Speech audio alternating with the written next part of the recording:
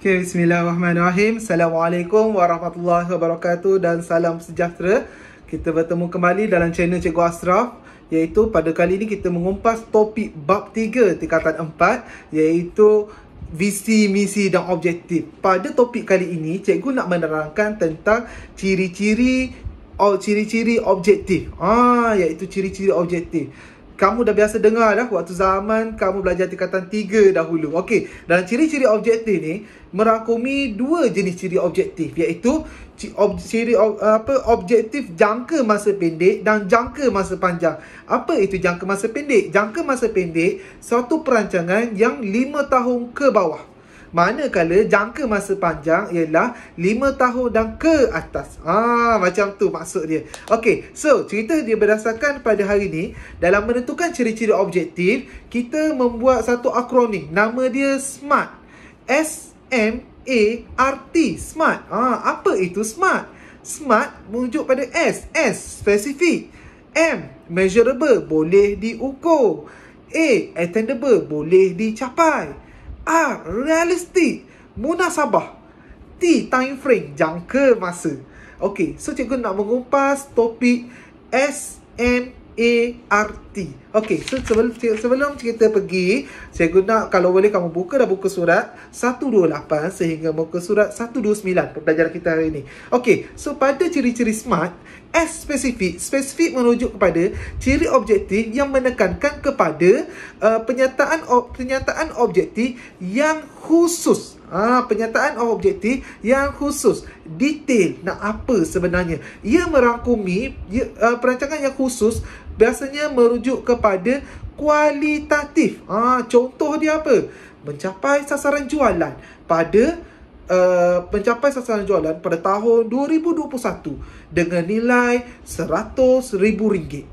Itu contoh. Ada kuantiti benda yang boleh dilihat, boleh dikira.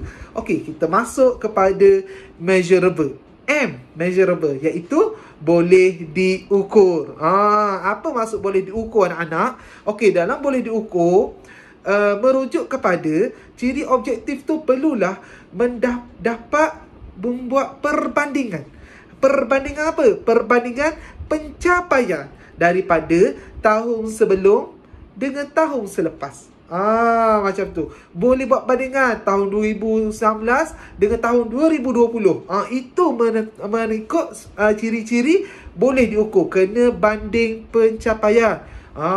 Dalam boleh diukur, kita rumuskan kepada dua bentuk. Satu iaitu kuantitatif, kedua kualitatif. Apa itu kuantitatif, kualitatif? Okey, dalam kuantitatif kita melihat kepada bentuk-bentuk nombor. Contoh dia angka, nombor, masa, wang.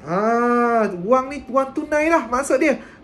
Dia kita boleh ukur dekat situ dengan membandingkan tahun 2019 tahun 2020. Sasaran jualan meningkat daripada tahun ke tahun sebanyak 10%. Nampak tak? Sasaran penjualan meningkat dari tahun ke tahun sebanyak 10%. 10% tu adalah peningkatan. Kita banding tak daripada tahun 2019 nak ke 2020 kena meningkat 10% sasaran jualan.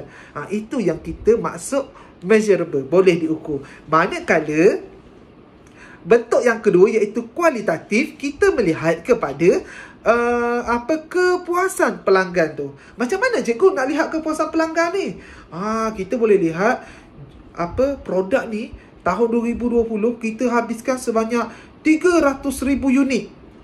Tahun 2021 kita habiskan sebanyak 500,000 unit. Nampak tak? Pelanggan suka, pelanggan ramai lagi beli. So itu maksud kualitatif, melihat kepada kualiti sesuatu produk. Okey, so cikgu dah masuk kepada measurable. Kita nak pergi kepada A, iaitu attainable. Attainable ni apa? Boleh dicapai. Macam mana nak tengok boleh dicapai? So dalam boleh dicapai, kita melihat kepada penentuan objektif berdasarkan sasaran yang boleh dicapai jika pekerja tu menggunakan sepenuh tenaga dia untuk untuk berdasarkan sumber-sumber yang ada. Pekerja tu menggunakan sepenuh tenaga berdasarkan sumber yang ada. Tu kekuatan pekerja tu. Okey, dah. Yang seterusnya lepas R, realistik. Realistik munasabah. Okey, dalam munasabah kita melihat kepada penempatan objektif kepada peluang yang tidak mustahil. Tidak mustahil. Maksudnya boleh dibuat lah.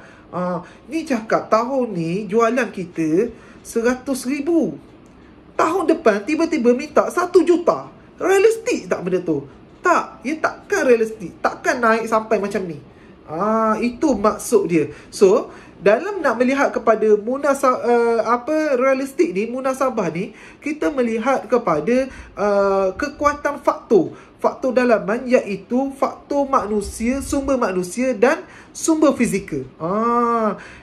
Bila menyentuh sumber manusia dan sumber fizikal, kita membentuk satu perkataan, nama dia kemampuan organisasi mencapai objektif. Dalam munasabah, ingat, ada 2 faktor, iaitu faktor manusia dengan faktor fizikal. 2 faktor itu merupakan kemampuan mencapai kemampuan organisasi mencapai sesebuah objektif. So kita nak lihat apa faktor kemampuan ni. Apa faktor kemampuan ni? So anak-anak kena tekankan dekat sini bila soalan tanya fakta asas penentuan kemampuan. Fakta asas penentuan kemampuan. So fakta asas penentuan kemampuan ini kita melihat kepada, iaitu dari sudut sumber fizikal, kita melihat sumber manusia, kita melihat pekerja tersebut berpengalaman, melihat kepada pekerja itu berkemahiran terhadap suatu pekerjaan, dan melihat pekerja tersebut mempunyai pengetahuan yang luas terhadap pekerjaannya. So itu adalah faktor-faktornya. Dan yang faktor tambahan pula, pihak pengurusan melihat kepada data inventory pengguna, data inventory pekerja. Maafkan cikgu. So ada berapa faktor dalam melihat faktor kemampuan tu? Ada 2, iaitu faktor pertama, sumber manusia. Kita lihat kepada 3 perkara: pengalaman, kemahiran, pengetahuan. Manakala yang faktor yang kedua pula ialah pihak pengurusan melihat kepada data inventory pekerja. Okey. Selepas habis R, realistik, munasabah, kita pergi kepada T, time frame, tempoh masa. Yang ni sangat senang. Macam mana nak tahu objektif tu, ciri-ciri objektif tu ada? Kena ada time frame. Apa maksud time frame? Kena ada satu tempoh masa yang perlu dalam menetapkan sesebuah objektif. Tempoh masa tu boleh jangka masa pendek dan boleh jangka masa panjang. So macam mana tahu jangka masa pendek, jangka masa panjang? Jangka masa pendek 5 tahun ke bawah. Jangka masa panjang 5 tahun ke atas. Okey. So nak tahu, perniagaan akan menetapkan sasaran jualan 10% pada tahun 2022. Ada tahun. Bila ada tahun, maksudnya ada jangka masa di situ. So, konklusi pada pembelajaran kita hari ini, iaitu ciri-ciri SMART, ia melibatkan 5 aspek. Dalam exam akan keluar soalan exam, bertanyakan kamu memberi satu gambaran tentang organisasi, dan anda diminta membina objektif perniagaan syarikat tersebut berdasarkan ciri-ciri SMART. Kita kena bina. So benda ni kita akan kupaskan lebih lanjut di dalam kelas, tapi video ini adalah untuk pengetahuan kamu apakah maksud SMART. Okey. S, spesifik, perlu lebih khusus. M, measurable, boleh diukur, perlu membandingkan pencapaian dari tahun semasa dan tahun selepas. A, attainable, boleh dicapai, perlu melihat kepada kemampuan tenaga kerja dalam mencapai satu objektif.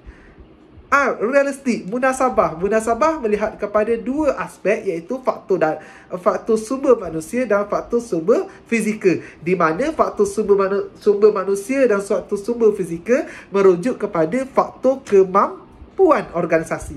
Dalam fakta kemampuan organisasi, kita pecahkan kepada 2 aspek, iaitu aspek pekerja dan aspek pengurusan. Dan yang terakhir adalah T, time frame, melihat pada jangka masa. Nak tahu apa masa jangka masa? Setiap objektif mesti ada tahun. Okey, so itu saja daripada cikgu untuk pembelajaran pada hari ini, ciri-ciri SMART. Sekian, terima kasih. Cikgu Ashraf, Guru Perniagaan. Assalamualaikum.